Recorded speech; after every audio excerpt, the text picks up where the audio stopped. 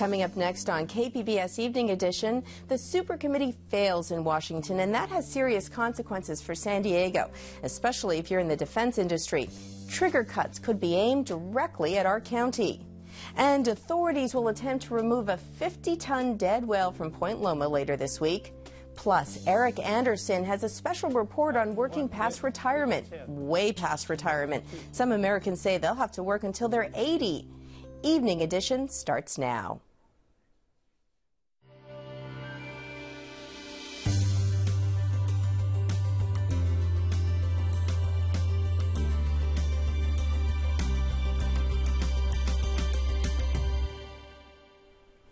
Hello, thanks for joining us. I'm Joanne Ferry, and Dwayne Brown has the night off. More San Diego-based sailors are being investigated for allegedly using a designer drug called Spice. The Navy says 28 sailors assigned to the USS Ronald Reagan are now implicated. A month ago, the Navy announced it would discharge 64 sailors for using the drug that simulates marijuana. Most of those sailors were assigned to the USS Carl Vinson. The Navy says it has a zero-tolerance policy on drug use. San Diego lifeguards will have their hands full trying to move a massive dead whale that was recently discovered on a remote San Diego beach. KPBS reporter Katie Orr says both the animal and its appearance on the beach are rare. The fin whale that washed up on the shores of Point Loma this weekend is 50 feet long. That's 10 feet longer than this whale fountain outside the Scripps Birch Aquarium in La Jolla. Dr. Nigella Hilgarth is the aquarium's executive director. She says fin whales are one of the biggest whale species. She estimates the one in Point Loma weighs more than 50 tons. Well, from the records we have, they can live over 100 years. 50 feet would indicate that it's not necessarily a fully grown whale, and it could have died of almost anything. Hilgarth says when whales die, they usually sink to the bottom of the ocean, not wash up on nearby beaches. And now that one has, she says it won't be easy to get rid of it. It's going to be a huge job. It's a great undertaking, but if you leave it on the beach, it would take a very, very long time to decompose, and the smell will be amazingly awful. But while the whale's presence may be a logistical headache for lifeguards, Hilgarth says it's an incredible opportunity for scientists because fin whales are more difficult to observe than other whales. They're really hard to see in the wild. You see their blows, and you know it's a fin whale. You can see the dorsal fin, but you don't really see much of the body. And the whales also face dwindling numbers. There are less than 100,000 left in the world, though Hilgarth says more have been spotted off of San Diego's coast in the last 4 years or so. Still, seeing one in the water and trying to haul one off a beach are two very different experiences, and lifeguards and other officials will attempt that second one in the next few days. Authorities are planning to haul the whale off the beach early Wednesday morning when the tide is high. It will be towed to Fiesta Island, where scientists will examine it to determine what killed the animal. City crews then will take the remains to a landfill for disposal.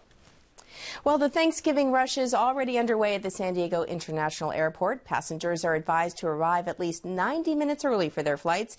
The airport is offering live music at both terminals to help keep people calm and get the holiday season off to a good start. And holiday travelers can now catch a green ride from Lindbergh Field. A fleet of new Prius hybrids is now in service at the airport. The airport authority partnered with several agencies and a local car dealer to create a rebate program for taxi operators. The program also includes reduced taxi permit fees and a special financing and maintenance package. Taxi operators who switch to hybrid cabs are expected to save up to $1,500 a month. San Diego State University will offer a major in sustainability next fall. The university says the new program will not only teach the science of going green, but also the cultural values involved in using and controlling resources. The school says it will prepare students for careers in sustainable business, public policy, and environmental education. A San Diego native has been selected as one of this year's Rhodes Scholars. Stephanie Bryson was one of 32 students chosen from across the country for scholarships to Oxford University, and she's the only one to come from a public university. She was last year's valedictorian at Cal State Long Beach. Bryson says she plans to study politics at Oxford. Another San Diego-based Navy ship is home in time for the holidays. The USS Rents returned this morning with more than 200 sailors on board. The guided missile frigate spent 6 months stopping drug smugglers in the Caribbean and Western Atlantic.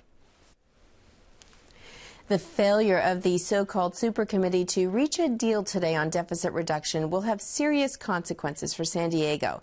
The failure means trigger cuts could go into effect in 2013, including $600 billion in cuts to defense spending. What would this mean for San Diego? Well, economist Kelly Cunningham at the National University System Institute for Policy Research did the math for us. San Diego receives about 3% of the nation's annual defense spending. The cut spread out over 10 years means our county would lose $1.8 billion a year in spending. Now, if you include indirect and direct impacts, that translates into a $3 billion loss. And the worst case scenario, that loss would cause San Diego to fall back into recession. Cunningham points out San Diego may not share the cuts equally because priority may be given to maintain military operations here. Well, joining me now is the man behind that math, economist Kelly Cunningham. Kelly, thanks for being here. Sure. Now, I spoke with you during the summer about the debt ceiling debate. Remind us what that was about and how that sort of got us where we are today. Well, this was the settlement that eventually was reached that with spending or the debt settlement would be increased to cover our debt, but on the condition that there would be this super committee set up of both Republicans and Democrats that would come up with a way to trim $1.2 trillion out of the defense, or out of the federal budget for the next 10 years, actually. And they didn't do that. So now trigger cuts of $1.2 trillion. What are they cutting? What are those cuts actually cutting? Well, it's essentially the federal budget, which encompasses a lot of things, but half of it we know is the defense budget. That's about $600 billion, and that certainly is our biggest concern for San Diego because that's so important to our local economy. Now, our local economy for the county, it's about $170 billion, is that right? Right. And about 20% is federal spending? Yes, that's correct. And the 20% is federal. It's beyond defense, but there's also other categories of federal spending, but most of it is defense, so that's the biggest chunk.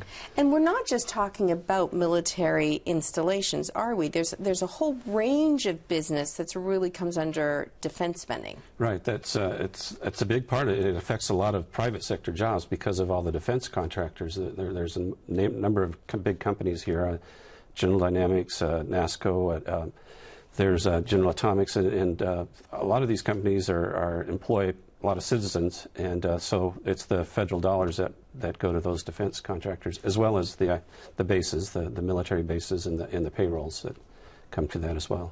Now, I think we made a fairly bold statement in our intro, courtesy of you, about falling back into recession. So if this actually happens and we lose $3 billion from our local economy per year, why does that make us fall back into recession? Well, if it had happened this year, it would have made us go back into recession. Our recovery, our economic recovery, has been very weak. We're growing, but we're not booming. We're not really growing that fast. And so to lose up to $3 billion from the economy would put us back into recession. Now, these cuts aren't to take place till 2013. Maybe our economy will have grown quite a bit by then, or enough to absorb it, but it would certainly be a blow to our economy. It could put us back in the other direction of falling instead of recovering. Don't we have a fairly recent example of this, San Diego? Was it the 90s where we had military installations close? Yeah, that was it was a big defense cutbacks back in the early 90s, and our economy probably it was more dependent upon defense back at that time. Fortunately, we've diversified somewhat since that time in the 90s, but it continues. As you said, 20% of our economy still can be traced to the defense industry, so it's still very big and very important to us. Just to give people at home some examples, if you're not in the defense industry, how federal spending sort of impacts this county, the other half of the $1.2 trillion, what sorts of departments, agencies would that affect potentially? Well, there's a lot of things. The Border Patrol, of course, we're a border location, the Coast Guard. There's also all the federal agencies like the FBI, even the Post Office, but they get kind of treated a little differently. Even there's defense contracts for research and development. It's important to our biotech and a lot of the research and development that goes on here in San Diego. So all of that could be affected if it's cut back. Now, I know we're going to hear a lot in the national media about why the supercommittee couldn't reach a deal, but I did want to read just an interesting line from an op-ed out of the Washington Post today by Greg Sargent, and he says, here's why the supercommittee is failing. In one sentence, he says, Democrats wanted the rich to pay more in taxes towards deficit reduction, and Republicans wanted the rich to pay less in taxes towards deficit reduction. Now, given the whole Occupy the 99 versus the 1%, all of that big debate we're having, can we say it comes down to this in terms of who's paying more in taxes to reduce our deficit, or is it a combination? Is it also spending too much money? Yeah, I'd say it's really a combination of all those things. It's spending too much money in a sense, because this really is talking about not even a deficit reduction. It's more of a slowdown in the raise or increase in spending. And so that I think boils down to what our problem is. We're spending too much and more than we're bringing in. Now, these trigger cuts are not slated to happen until 2013, and of course we know that we have an election in 2012. So is this something, again, that's just, it's the can, everyone keeps using this cliche, but the can being kicked down the road, is it just more of that? I'm afraid so. It really seems to be that way, that we don't want to deal with the deficit problems that we have, and so we tend to just keep kicking the can down the road, and certainly that seems to be the case here, that we want to get through the 2012 election before they really start dealing with it, if even then. But that's kind of what's got us into this problem. We keep kicking the problem down the road. Kelly Cunningham, thanks so much for being here.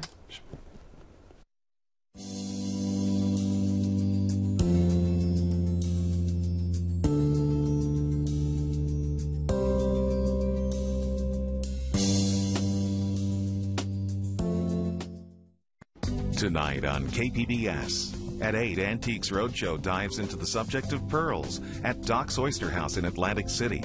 Plus, an appraisal, a 1934 Yankees team-signed baseball. Then at 9, gain unprecedented access to the notoriously private film legend Woody Allen on American Masters. And at 11, meet seniors who continue to lead full and passionate lives. Over 90 and loving it. That's tonight on KPBS. The American people have named PBS the most trusted source of news and public affairs for the 8th year in a row. Trust. The American people have spoken. Thank you. I'm Jeffrey Brown. On the next NewsHour, a profile of the nation's poorest city, Reading, Pennsylvania. That's Monday on the PBS NewsHour.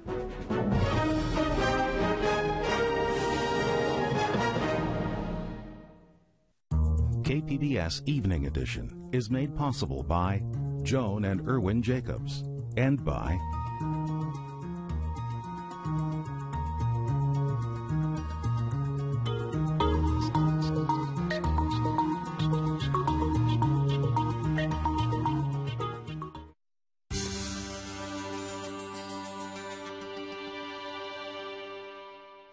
Welcome back to KPBS Evening Edition. Today in our ongoing series on cancer, we look at research being done right here in San Diego, research that's making a difference. My guests are Dr. David Cherish. He is with the UC San Diego Moores Cancer Research Center, and KPBS Science and Technology reporter Peggy Pico. Thank you both for being here. It's good to be here. Peggy, this is a personal topic for you. You've been undergoing treatment for breast cancer now for several months. Why did you want to share this story with our audience? I realized a lot of people were asking a lot of questions, and things had changed, even from the time when I was a nurse. And so, you know, I wanted to say, here's what I've learned in my journey. Here's what I've learned about research. Here's what I've learned about cancer treatment. And it was really quite amazing how things have changed, even in the last 5 years, but even 10 years.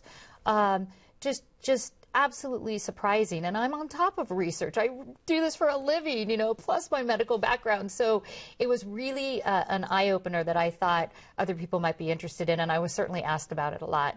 Now, Dr. Cherish, I said that you were in translational medicine. First of all, what does that mean? Translational medicine is where basic research discoveries, the kind of things going on at UCSD and the Moores Cancer Center, can actually be translated into patients like Peggy and others that are actually having disease of one type or another. So it's the idea of how do we convert the work that goes on at the bench to the bedside. Peggy mentioned how much has changed in the last 5 and 10 years. What's been the biggest change in terms of cancer treatment in the last decade? I think we've begun to understand that each cancer is not a simple disease. It's a multiplicity of diseases. So there, for example, may be 100 different kinds of breast cancer. And by understanding the genetic and biochemical markers, we can custom design the therapies for a particular patient, like Peggy, versus somebody else might get a different type of therapy. And this has largely come from basic science that has really paved the way for us to identify the appropriate individual and match them with the appropriate therapy. Peggy, is that what you found in your treatment, that they were actually telling you that this is the kind, it's more specifically the type of cancer, and that's how they designed your treatment? Yes, absolutely. It was so amazing. So after I got a biopsy, and it was sent to several labs, not just here at UCSD, but also up to UCSF, which happens all the time, and they were specifically able to tell me exactly what kind of tumor I had. And because of that, they were able to tell me, this medication will work on you, this one will not, doesn't do much for you. You know, this treatment works better, all based on this very, very individualized treatment, which that was just surprising and something I wanted to share, because people say, oh, 10 years ago my mom had this and they did this and this, why aren't you doing that? And I'd say because it's very, very individual and specific, which was just utterly surprising to me. Because, Dr. Cherish, we all sort of hear the word chemotherapy. So tell us, first of all, you know, chemotherapy is really a series of drugs to kill cancer cells. What else does chemotherapy do, though, in its wake? Well, chemotherapy often attacks highly proliferative cells. And so we have normal cells in the body, such as the hair follicle and the GI tract, that are highly proliferative. And this, of course, helps us understand why we have hair loss and why we have GI problems. So I think what's happening now, certainly in the research side of things, is also in the clinical trials going on at the Moores Cancer Center, is we're getting targeted therapies that are much more specific, and they're, once again, tailor-matched to the patient, much more so than they were. So we're avoiding some of the collateral damage. We also have new ways of delivering therapy and monitoring the cancer. So we're catching the cancer early, we're delivering drugs more specifically to the cancers, and we're identifying the patients who are most suited to the particular therapeutic regimen. So, Peggy, a lot of people probably don't realize that you were a nurse. You were a nurse for 10 years. Right. So were you even surprised to learn about all of these new developments? Absolutely. And like I said, I sort of keep my finger on the pulse. I look at research papers quite a bit and, in fact, delivered them to my doctors. Maybe they liked it, maybe they didn't. I was surprised at the translational medicine I learned about a couple of years ago. But what I was very surprised is how individual your, not only treatment, but your response to the chemo. Of course, I lost my hair, as you can see, but other things that other people had gotten in the past, let's say nausea and vomiting, never once had that. So it's amazing how they can just custom make these cocktails, basically, for your treatment. Dr. Cherish, is this something in San Diego, unique to San Diego, in terms of are we on the cutting edge of this kind of technology? Yeah, I would say we are. We're one of really 38 comprehensive cancer centers, which is a little different than a typical cancer center, where we combine the research with the clinical care.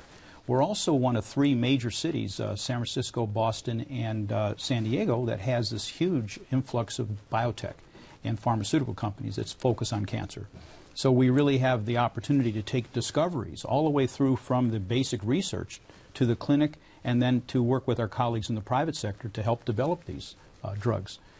Now, Peggy, you're going to return to the show and tell us more. What can we expect to hear from you in the coming weeks? Well, just as surprising as this was with research, definitely other things that surprised me were the support network out there that is really hands-on, taking you rides, giving you rides. The other thing that really surprised me is this new little niche in cancer therapy, cancer counseling, not physical therapy, but helping you get through it emotionally, and there's specific therapists that help you do that. So those are a couple of the things, plus some innovations going on in the biotech world of what we might be able to look forward to in cancer treatment in the future. Great. Well, thank you both for being here, and Peggy, we'll have you back soon. All right. Thanks. Thank you.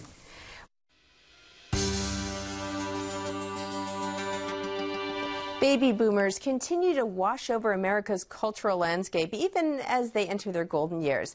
The sheer force of numbers gave the post-World War II generation the power to change society for decades. As part of our Envision series on aging in San Diego, KPBS reporter Eric Anderson looks at boomers who are putting off retirement's promise of a life of leisure. See what I did? Notice the back is straight. I'm not leaning, I'm not pulling this way. Bill Moore is a teacher with a champion's pedigree. All right, 1, good. Get my 10. 2. Moore won bodybuilding competitions in his 40s and 50s. That got the former Marine's picture on the wall of Stearns Gym in North Park. He's still working at 70. You can only play golf sometimes so long. You can only fish so long when it becomes boring. Then when it becomes boring, what are you going to do? 3. Moore wants to stay active. Life has been good, but not so good that he can quit working. Last one. I have savings. I never had a pension, so I've got to continue. As long as I can walk, talk, breathe, I'm going to be working. But that's not the important thing. The most important thing, I love what I do. Moore is part of a growing segment of America's aging population. The Pew Research Center says a quarter of the people living past retirement age are still part of the workforce. Nearly half are working because they need the money. San Diego State University professor emeritus Tom Warshauer says the economy gets some of the credit. We wouldn't see that phenomenon if it wasn't for the recent market downturns and lack of growth in the last 5 years. That's backed up in a new Wells Fargo poll. A quarter of middle-class Americans say they'll need to work until they're 80 in order to be comfortable in retirement. Nearly 3/4 of those polled say they expect to work past retirement, and more than half think that they'll have to work past retirement to make ends meet. Warshauer says a number of factors are at play, but 2 of them stand out. First, there's no mandatory retirement age. The net result is that it's entirely the option of the individual. Secondly, as I mentioned, life expectancy has gone up substantially. Warshauer says people who think they're going to live longer plan to work longer. Richard Schulman is a 71-year-old computer software salesman and consultant.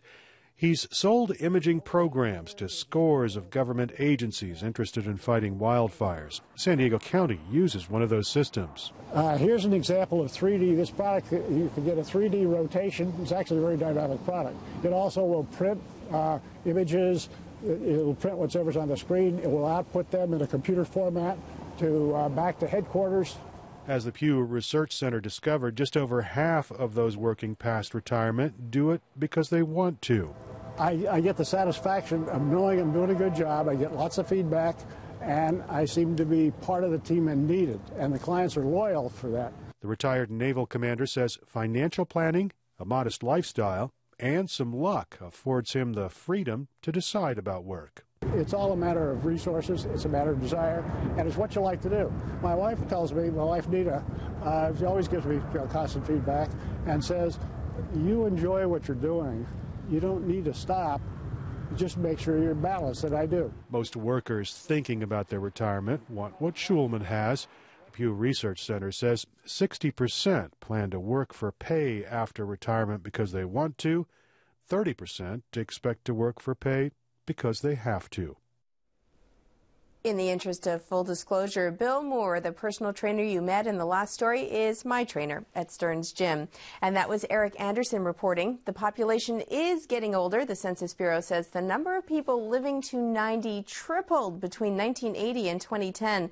Better health care gets the credit. We continue our series on aging in San Diego tomorrow with the story of a 105-year-old woman, Laura Simon, one of the oldest living authors in the Library of Congress. This is KPBS Evening Edition.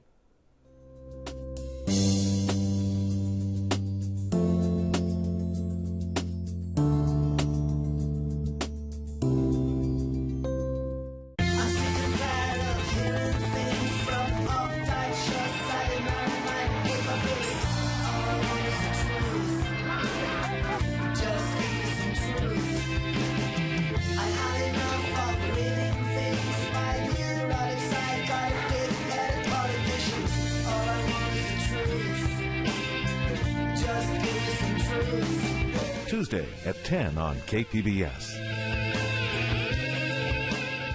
Hi, I'm Elsa Sevilla. If you find yourself hearing about a great program on KPBS after it's already aired, we have a solution. Get notified about your favorite TV programs on KPBS before they air by subscribing to the TV Highlights email alert. This daily email will feature the best programs coming up right here on KPBS TV, so you can make a date to tune in or plan to record it. It's easy to register. Just go to kpbs.org/alerts.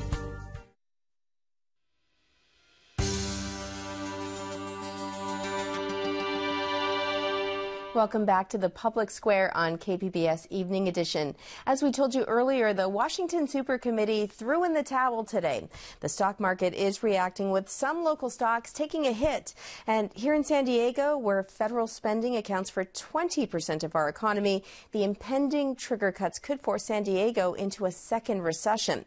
Tonight, we want to know what would happen at your job if you just gave up. What do you think should happen with the Supercommittee? And what about cuts to federal spending? Is $1.2 trillion too much? You can weigh in on the conversation by following us on Twitter, liking us on Facebook, and of course, I love getting your emails. So write to me, jfarian@kpbs.org. And now, recapping some of tonight's top stories. The Navy says 28 more San Diego-based sailors are accused of using the designer drug Spice. The report comes a month after 64 sailors were discharged for using the drug, which simulates marijuana. And San Diego lifeguards and the Coast Guard are getting ready for a huge joint operation this week. They'll move the carcass of a 50-foot whale that washed ashore in Point Loma over the weekend. The plan is to haul the fin whale to Fiesta Island for an examination to see why it died.